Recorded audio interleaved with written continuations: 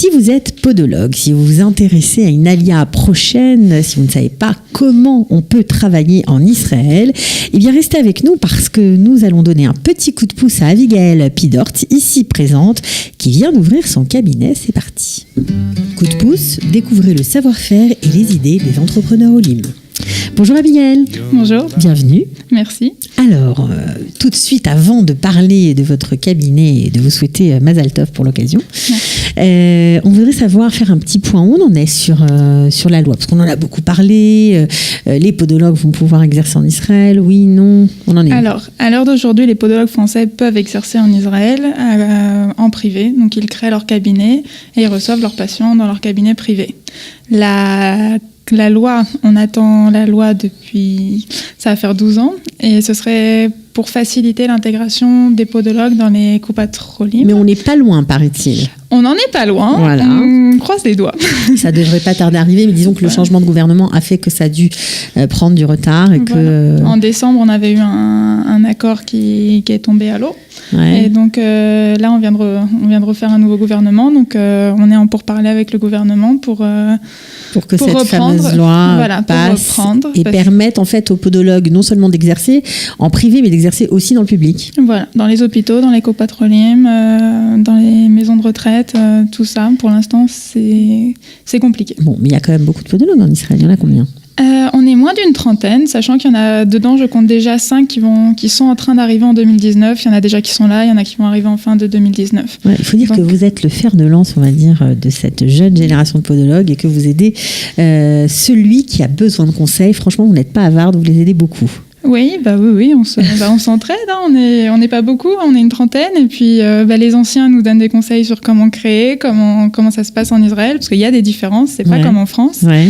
Et puis entre jeunes, on se soutient, on se rencontre, on se parle beaucoup pour échanger, pour créer vraiment une communauté de podologues. Ok, alors ce qui est génial, c'est que non seulement vous ouvrez votre cabinet de podologie, mais vous avez une spécialité que vous nous avez ramenée de France, qui s'appelle la posturologie. Exactement. Donc, à ma connaissance, je suis la seule à l'exercer en tant que podologue en Israël. Donc, vous êtes posturologue. Voilà, je suis podologue-posturologue.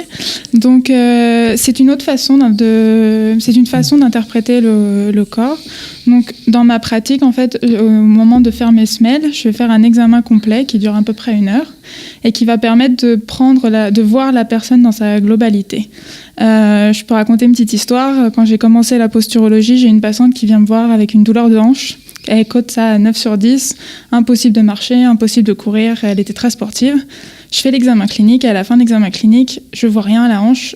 Pour moi, c'est un problème de dents. Et je lui dis, est-ce que vous avez des problèmes de dents ? Elle me dit, écoutez, non, mais c'est vrai que la dernière fois, la dentiste m'a parlé de la dent de sagesse. Et je dis, écoutez, moi je vous fais rien, allez la voir. Elle me rappelle 2-3 semaines plus tard et elle me dit, écoutez, effectivement, c'était la dent de sagesse, on va me l'enlever, elle est infectée, j'avais pas mal. Et je l'ai revue après l'extraction. Elle est retournée... la hanche était à 2 sur 10 quand je l'ai revue à 3 mois après l'intervention. Elle avait plus mal. Voilà. Donc, c'est des petites histoires comme ça qui font comprendre que tout est lié, on n'est pas des hémicorps. Et les douleurs de hanche, ça peut être une douleur secondaire et qu'il faut retrouver la douleur première. Voilà, la cause. Pas évident. Bon, alors on est content de savoir qu'on a une spécialité qui n'existait pas ici, grâce à vous. Alors, votre cabinet se situe où ? Alors, j'ai ouvert à Givat Massoua, donc c'est un petit quartier de Jérusalem qui se situe entre Malcha et Hadassah. Très sympathique, Givat Massoua. Très mignon. Ouais, très mignon, d'accord. Donc, vous êtes là-bas tous les jours ? Voilà, je suis là-bas tous les jours et j'ai ouvert, en fait, mon appartement est juste au-dessus, et j'ai ouvert mon cabinet, donc il y a... j'ai acheté l'endroit exactement. Ouais. Et j'ai donc tout le savoir-faire français, je l'ai ramené. J'ai ramené les matériaux de France. Pour faire des semelles orthopédiques. Pour faire des semelles orthopédiques, exactement. Et puis j'ai aussi tout pour stériliser les instruments, parce que je suis quand même podologue, donc c'est-à-dire que les soins des pieds, soins d'ongles incarnés, le soin du diabétique, je le fais aussi.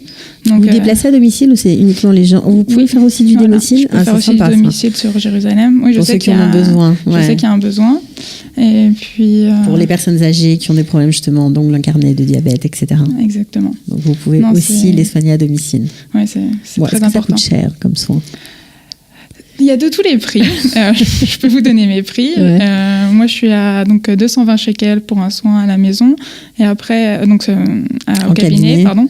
Et quand je vais à domicile, ça dépend de où est le domicile par rapport à mon cabinet. Si c'est loin ou pas, c'est un peu plus cher. Exactement. D'accord. Alors, c'est très intéressant ce que vous nous racontez parce que ça ouvre quand même des perspectives à ceux qui ont envie de monter en Israël. Il y a encore beaucoup de travail pour les podologues? Oui, on ne peut pas dire que 30 podologues, ça suffit pour le peuple d'Israël. En plus, on est majoritairement localisé dans le Merkaz, Tel Aviv, Jérusalem. Il n'y en a qu'une seule qui est à Haïfa. Après, il y a 5 podiatristes anglo-saxons qui aussi qui ont un métier équivalent au nôtre et qui travaillent, mais on ne peut pas dire que 35 podologues suffisent pour l'État d'Israël. Alors, on connaît, on sait qu'il faut avoir recours à un podologue pour ce que vous avez dit, ce que vous nous avez cité, ongles incarnés, ou pour se faire des semelles. Est-ce qu'il y a d'autres raisons d'aller voir un podologue? Et déjà, identifier quand on a besoin d'une semelle, ça c'est une autre histoire. Voilà, alors on peut avoir besoin d'une semelle dès qu'on a une douleur au niveau du corps. Donc ça peut être la douleur classique, douleur de pied, douleur de genou, douleur de hanche. Après, ça peut être une douleur de dos. Après, voilà, ça peut être plusieurs petites choses qui font que quelqu'un qui, en général, c'est les parents qui voient que leurs enfants ne marchent pas bien, ils se tiennent pas bien avec le cartable, ou sur la photo, quelqu'un qui remarque, c'est l'époque des selfies, j'ai toujours une épaule plus haute que l'autre. En général, ce sont des signes comme quoi il faut aller voir un posturologue. Les gens qui vont souvent chez l'ostéopathe aussi, qui ont besoin d'aller 6 fois par an chez l'ostéopathe. C'est un peu beaucoup, c'est récurrent. En général, avec les semelles, on fait un très bon travail de coopération avec l'ostéopathe pour maintenir ce que l'ostéopathe met en place. Avec les semelles, ça fait un rappel quotidien de la posture et donc du coup, le corps se rappelle de ceci. Bon, mais moi je crois que c'est très intéressant comme pratique, on en parle peu. On était vraiment contents de vous avoir, on espère que vous allez avoir plein de gens, voilà, et continuer d'aider plein de Olim Hadashim qui prévoient de venir, ou candidats à l'Aliyah qui prévoient de venir s'installer en Israël. Merci beaucoup, d'être venu, Abigail, et puis on se retrouve peut-être une prochaine fois, qui sait. Avec plaisir. Pour fêter la loi, tiens. Avec grand plaisir. Au revoir. Découvrez le savoir-faire et les idées des entrepreneurs Olim.